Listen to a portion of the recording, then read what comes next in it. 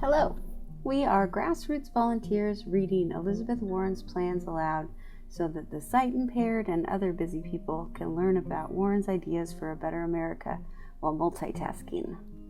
We are not professional voice artists, we do not have fancy equipment, we do not have sound studios. We will get tongue-tied, we will stumble over words, you may even hear an occasional dog bark or baby cry. You can read all of Elizabeth Warren's plans yourself by Googling the words Team Warren Medium. Again, that's Team Warren Medium. And without further ado, here's one of Elizabeth Warren's plans. Here's how we can break up big tech. 25 years ago, Facebook, Google, and Amazon didn't exist. Now they are among the most valuable and well-known companies in the world. It's a great story, but also one that highlights why the government must break up monopolies and promote competitive markets.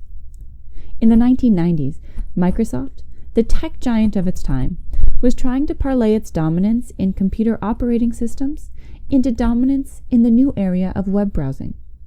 The federal government sued Microsoft for violating anti-monopoly laws and eventually reached a settlement. The government's antitrust case against Microsoft helped clear a path for internet companies like Google and Facebook to emerge. The story demonstrates why promoting competition is so important. It allows new, groundbreaking companies to grow and thrive, which pushes everyone in the market to offer better products and services. Aren't we all glad that now we have the option of using Google instead of being stuck with Bing? Today's big tech companies have too much power. Too much power over our economy, our society, and our democracy. They've bulldozed competition, used our private information for profit, and tilted the playing field against everyone else. And in the process, they have hurt small businesses and stifled innovation. I want a government that makes sure everybody, even the biggest and most powerful companies in America, plays by the rules. And I want to make sure that the next generation of great American tech companies can flourish. To do that, we need to stop this generation of big tech companies from throwing around their political power to shape the rules in their favor, and throwing around their economic power to snuff out or buy up every potential competitor. That's why my administration will make big, structural changes to the tech sector to promote more competition, including breaking up Amazon, Facebook, and Google. Here's how the new tech companies hurt small businesses and innovation. America's big tech companies provide valuable products, but also wield enormous power over our digital lives. Nearly half of all e-commerce goes through Amazon. More than 70% of all internet traffic goes through sites owned or operated by Google or Facebook. As these companies have grown larger and more powerful, they have used their resources and control over the way we use the internet to squash small businesses and innovation and substitute their own financial interests for the broader interests of the American people. To restore the balance of power in our democracy, to promote competition, and to ensure that the next generation of technology innovation is as vibrant as the last, it's time to break up our biggest tech companies. America's big tech companies have achieved their level of dominance in part based on two strategies. The first is using mergers to limit competition. Facebook has purchased potential competitors Instagram and WhatsApp. Amazon has used its immense market power to force smaller competitors like diapers.com to sell at a discounted rate. Google has snapped up the mapping company Waze and the ad company DoubleClick. Rather than blocking these transactions for their negative long-term effects on competition and innovation, government regulators have waved them through. The second is using proprietary marketplaces to limit competition. Many big tech companies own a marketplace where buyers and sellers transact, while also participating on that marketplace. This can create a conflict of interest that undermines competition. Amazon crushes small companies by copying the goods they sell on the Amazon marketplace and then selling its own branded version. Google allegedly snuffed out a competing small search engine by demoting its content on its search algorithm, and it has favored its own restaurant ratings over those of Yelp. Weak antitrust enforcement has led to a dramatic reduction in competition and innovation in the tech sector. Venture capitalists are now hesitant to fund new startups to compete with these big tech companies because it's so easy for the big companies to either snap up growing competitors or drive them out of business. The number of tech startups has slumped. There are fewer high-growth young firms typical of the tech industry, and first financing rounds for tech startups have declined 22% since 2012.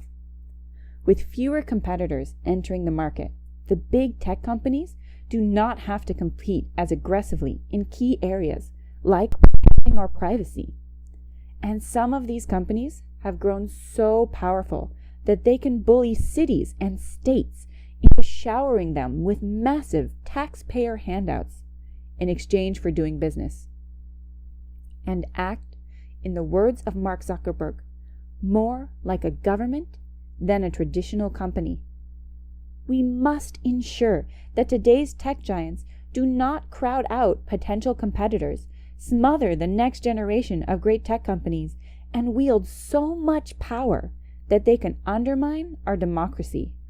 So how can we restore competition in the tech sector? America has a long tradition of breaking up companies when they have become too big and dominant, even if they are generally providing good service at a reasonable price.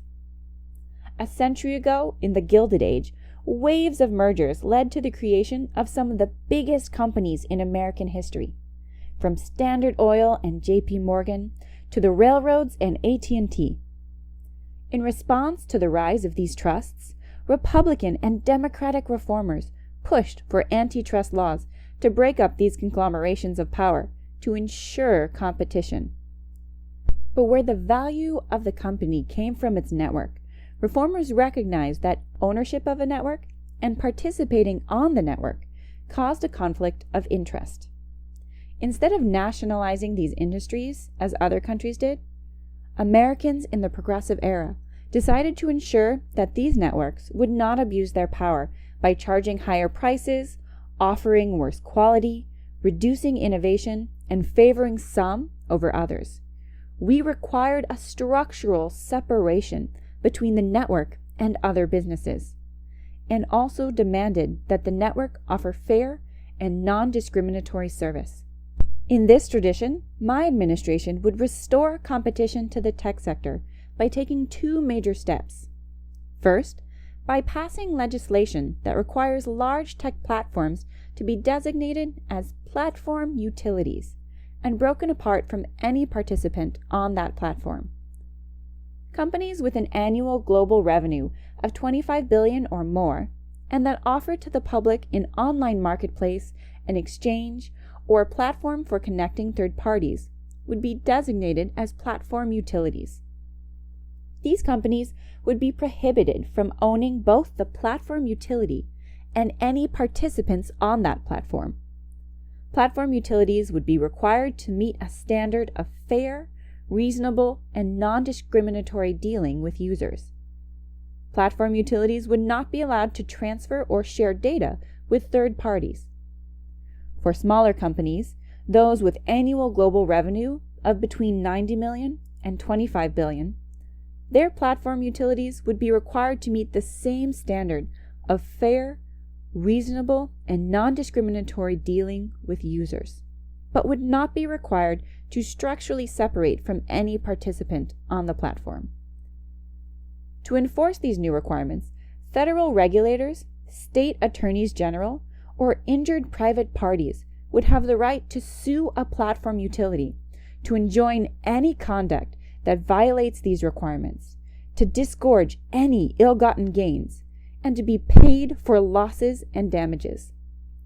A company found to violate these requirements would also have to pay a fine of 5% of annual revenue.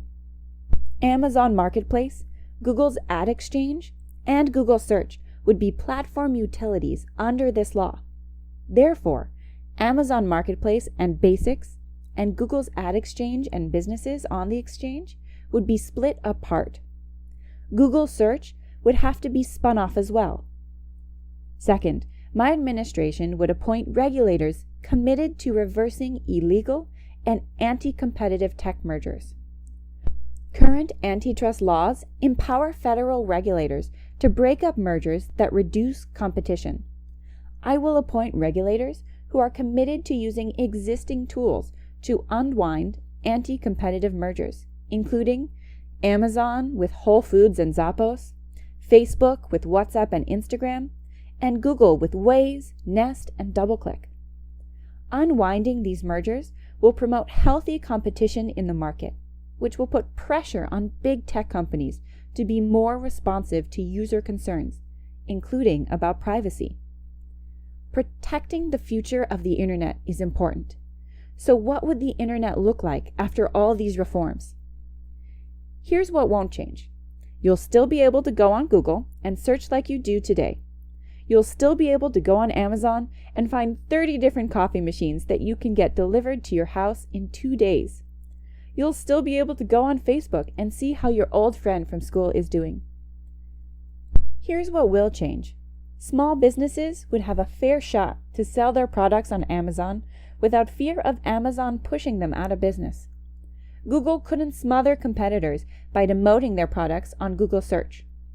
Facebook would face real pressure from Instagram and WhatsApp to improve the user experience and protect our privacy. Tech entrepreneurs would have a fighting chance to compete against the tech giants.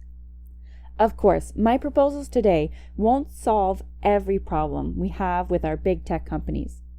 We must give people more control over how their personal information is collected, shared, sold, and do it in a way that doesn't lock in massive competitive advantages for the companies that already have a ton of our data. We must help America's content creators, from local newspapers and national magazines to comedians and musicians, keep more of the value their content generates, rather than seeing it scooped up by companies like Google and Facebook. And we must ensure that Russia or any other foreign power can't use Facebook or any other form of social media to influence our elections. Those are each tough problems, but the benefit of taking these steps to promote competition is that it allows us to make some progress on each of these important issues too. More competition means more options for consumers and content creators, and more pressure on companies like Facebook to address the glaring problems with their businesses. Healthy competition can solve a lot of problems. The steps I'm proposing today will allow existing big tech companies to keep offering customer-friendly services while promoting competition, stimulating innovation in the tech sector, and ensuring that America continues to lead the world in producing cutting-edge tech companies.